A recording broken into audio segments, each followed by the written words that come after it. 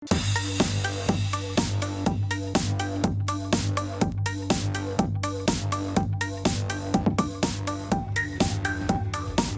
bien, continuamos con Cuerpo Médico y vamos a presentarles en un momento con el especialista un tema muy interesante porque vamos a hablar de justamente un órgano que está dentro de otro órgano. Dicen que es un órgano incluso que tiene un tiempo de vida y que tiene muchísimas funciones y evidentemente solamente se da pues en las mujeres que están gestando, en una etapa de la vida de algunas mujeres que son mamás.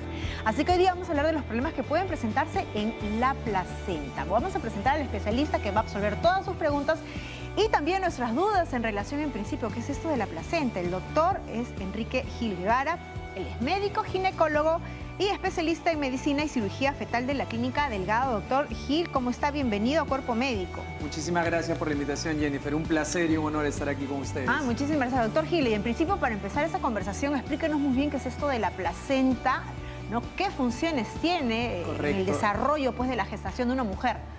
El embarazo es una de las etapas más importantes del ser humano. Y de hecho, en la especialidad que yo manejo dentro de la ginecología, que es la medicina fetal, considero que el sector o la población más importante de toda sociedad, junto con los niños y los ancianos, vienen a ser los seres humanos dentro del vientre materno. Y partiendo de ese punto, quien alimenta, quien permite el desarrollo del ser humano dentro del vientre materno es un órgano fundamental que se llama la placenta. Que tiene un tiempo de vida. Ahora, Correcto. ¿la placenta es al bebé o es a la mamá? ¿Quién le corresponde? Esa es una muy buena pregunta. Cuando una mujer queda embarazada, normalmente tiene dos factores importantes a desarrollar dentro de su vientre. Uno de ellos es el bebé y el otro es la placenta. Genéticamente, tanto placenta y bebé provienen del mismo huevo cigoto fertilizado. Claro.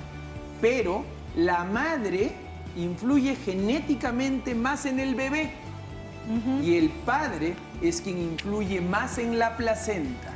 Entonces ese es un concepto a tener mucha importancia porque normalmente, como tabú en la sociedad, siempre nos preocupamos solamente de la madre. Claro. En un sentido de culpa a veces, como decir, oye, tienes que cuidarte porque si no el hijo no va a crecer bien en la barriga. Cuando en realidad quien permite el crecimiento del bebé es la placenta. Por lo tanto hay que saber escoger bien a la pareja. Claro, fumadores, personas con enfermedades crónicas que no hagan ejercicio, sedentarismo.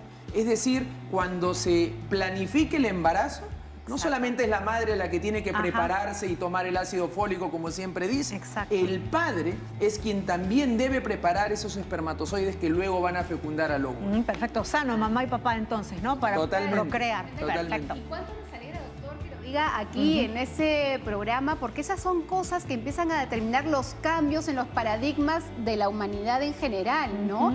Totalmente. Y si la placenta es un órgano tan importante que permite justamente ese desarrollo, ¿qué cosas debe hacer la madre para evitar justamente problemas en la placenta? Correcto. La placenta es un órgano que, como muy bien mencionó Jennifer, tiene un tiempo de vida que aproximadamente es de 40 semanas. Por esa razón, el embarazo dura aproximadamente 40 semanas. Pero hay situaciones en las cuales la placenta, como cualquier otro órgano de nuestra economía médica, de nuestra economía humana, se vuelve insuficiente antes de tiempo, es decir, se envejece antes de tiempo.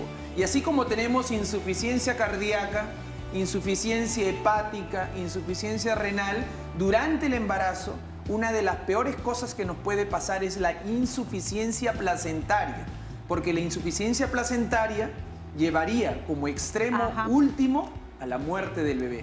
Por eso que tu pregunta es sumamente importante, porque lo que tenemos que hacer es evitar dicha insuficiencia placentaria. Y para eso es importante que tanto la madre como el padre se preparen antes de planificar el embarazo. Pero ¿qué ocurre si ya se dio el embarazo?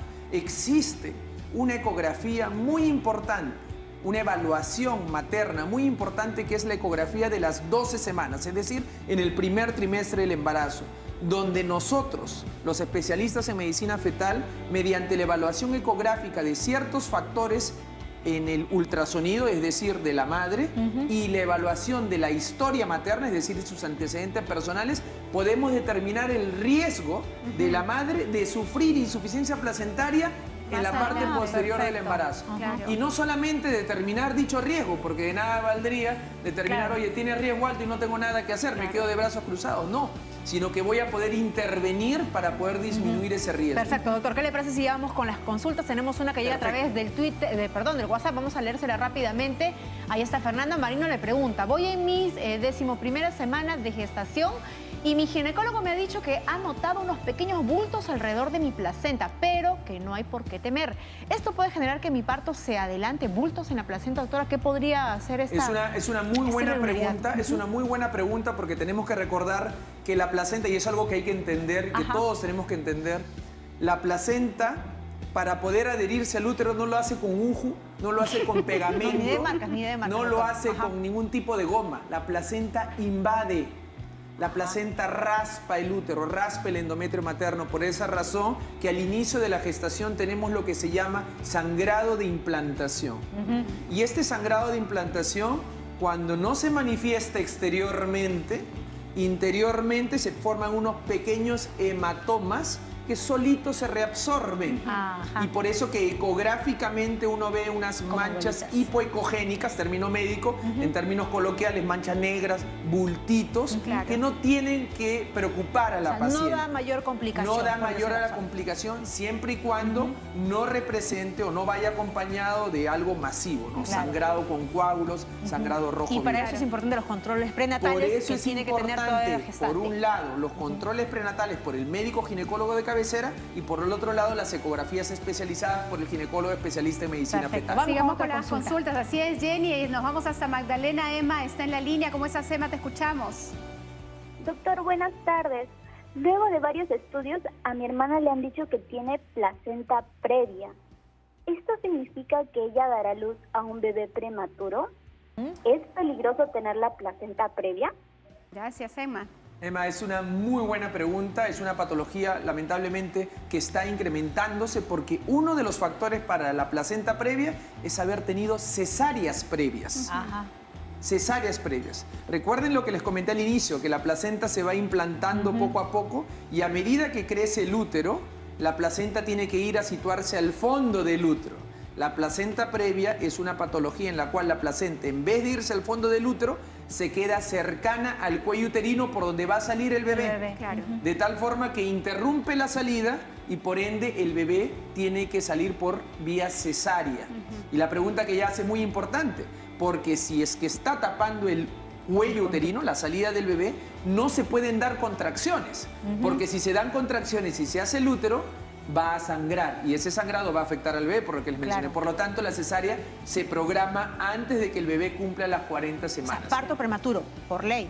No necesariamente, pero precisamente viene la intervención, ¿no? El control ecográfico. Es decir, normalmente toda mujer embarazada tiene 3 controles ecográficos: a las 12 semanas, a las 22 semanas y a las 36 semanas. Cuando hay un factor de riesgo como la placenta previa, tenemos controles en el último trimestre de embarazo mucho más seguidos para definir si es que podemos llevarla más allá y no terminar en parto prematuro. Si lamentablemente hay mucha adherencia de esta placenta al útero, tenemos que hacerlo prematuro. Perfecto. Vamos ahora que le presta hasta comas porque Adriana también tiene una pregunta para usted. Adriana, bienvenida. Te escucha el doctor Gil.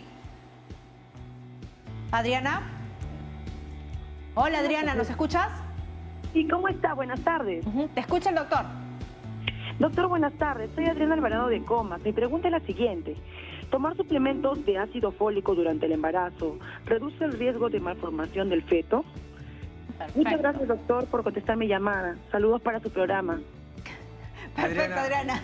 Es una muy buena pregunta y justo lo había mencionado al inicio de la gestación. El ácido fólico reduce claramente y con evidencia científica el riesgo de malformaciones del sistema nervioso central del feto, especialmente espina bífida, acránea y algunos incluso lo relacionan con labio leporino. Pero lamentablemente aquí hay que definir un concepto que es importante entenderlo. Esa formación del sistema nervioso central por embriología se da entre la 4ª y la 6ª semana de embarazo, donde lamentablemente todavía la mujer no sabe que está embarazada.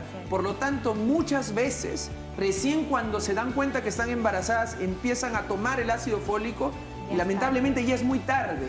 Por lo tanto, es importantísimo llevar una vida saludable, es decir, alimentarse con ácido fólico, lo contienen en los vegetales, y asimismo planificar. Si pienso quedar embarazada en un mes, tengo que tomar ácido fólico desde hacía un mes para poder llegar bien al embarazo. Doctor, esos problemas, perdón Jenny, de placenta previa, ¿se producen con más frecuencia en adolescentes? En nuestro país tenemos una tasa bien alta de adolescentes gestantes. Es el estar en los extremos de la edad fértil para quedar embarazada definitivamente incrementa riesgos de placenta previa, de desprendimiento prematuro de placenta y otras condiciones que podrían afectar la integridad materno-fetal. La edad ideal, biológicamente hablando, para quedar embarazada son los 20 años. Doctor, pero hay que 20. ser también realistas de que muchas veces las mujeres ahora, en los últimos años, postergan la maternidad para el final incluso del periodo en el cual se puede concebir. Exacto. En esas circunstancias entonces también incrementa la situación de que se den mayores por eso casos. es importante también entender que dentro de la ginecología es una especialidad que ha venido creciendo muchísimo, hay muchas subespecialidades. La medicina reproductiva como tal es otra subespecialidad. Claro que se encarga precisamente de satisfacer las necesidades de reproducción de aquellas mujeres que han decidido postergar su maternidad por satisfacer sus deseos personales. Claro, doctor, ya nos ha comentado que es muy importante lo que tanto mamá como papá consumen o el estilo de vida que llevan previo para tener una placenta pues lo mejor posible. Correcto. Pero durante esta gestación, ¿hay algunas cosas que son más relevantes en el cuidado materno? Por supuesto. ¿Cuáles serían? Una de las primeras cosas que uno tiene que tener en el cuidado de la placenta es básicamente, lo relacionado a la alimentación. Es decir, el hecho de que yo haya tomado ácido fólico antes del embarazo no me exime de seguir alimentándome correctamente del embarazo. Tengo que seguir alimentándome bien. Y esto es importante recalcarlo porque es fácil decirlo, ojo, es fácil decirlo. Yo no puedo quedar embarazado, pero aquellas mujeres que han estado embarazadas claramente pueden decir que en el primer trimestre del embarazo vomitan demasiado y es entendible. Y otras que durante el segundo y tercer trimestre tienen mucha hambre y también hay que controlar el apetito, no te puedes ir a ningún extremo. Entonces, fácil para nosotros los hombres hablar, pero en realidad hay que también entender y guiar sin poner tabús y sin poner calificativos a aquellas que tienen dificultad para poder regular la alimentación. Y eso es por un lado. Pero por el otro lado, y en la coyuntura en la cual estamos, la otra forma de cuidar a la placenta es evitando las infecciones. Y hoy por hoy sabemos que el COVID como tal, como infección, si bien es cierto, no afecta al bebé directamente, sí tiene como uno de sus órganos target, o sea, objetivo, a la placenta. Produciendo trombosis en la placenta y produciendo que en ciertos casos el bebé tenga restricción del crecimiento. Por eso es importante prevenir esa infección mediante la vacunación. Vamos con otra consulta, doctor, ¿qué le parece? Nos vamos a Trujillo. Carmen tiene una consulta. Carmen, gracias por esperar. ¿Cuál es tu preguntita para el doctor? Sí, para empezar tengo 36 años, es un tema personal. Yo tuve 2 meses de embarazo, pero lamentablemente ocurrió la pérdida del feto. ¿Y por qué? Bueno, en el transcurso, ¿me pueden escuchar? Sí, te escuchamos perfecto. Sí, al mes y medio sucedió que me venía un sangrado. El médico me manifestó que era un sangrado de implantación. Hasta ahí no había problema y había detectado un hematoma al lado del embrión. El tema es que en el interín el hematoma fue desapareciendo, pero el sangrado aumentó. Es más, se hizo un rojo vivo. Entonces, a la segunda ecografía que se me efectuó, me manifestó que se estaba vaciando el líquido. Entonces, ¿cuál es tu consulta, Carmen? Saber, y bueno, y lamentablemente terminó, pues, no sucedió un aborto. Entonces, yo quisiera saber si eso tiene que ver con la placenta. Como escuchaba del doctor, que la placenta pues tiene un término a veces, ¿no? Cuando uno no se alimenta bien, etc. Perfecto. Entonces yo quisiera saber si ese líquido que se terminó vaciando fue debido a la placenta, mala alimentación, quizás una infección, porque finalmente a mí me dolía mucho el vientre. Entonces, y no se concluyó con la gestación. Perfecto, muy bien. Muchísimas gracias, Carmen, por la confianza. Es una muy buena pregunta y este es un punto que sí me gustaría que todas aquellas mujeres y los hombres tomemos conciencia de lo siguiente. Las primeras 10 semanas del embarazo son críticas y son realmente importantes para la mujer. ¿Por qué? Porque hay un dato científico y un dato estadístico que hay que comunicarlo. 1 de cada 5 pacientes que quedan embarazadas pierden su gestación, como lo acaban de escuchar, antes de las 10 semanas. No porque hayan hecho nada malo, no porque el bebé venga mal, sino simplemente porque no prende la gestación.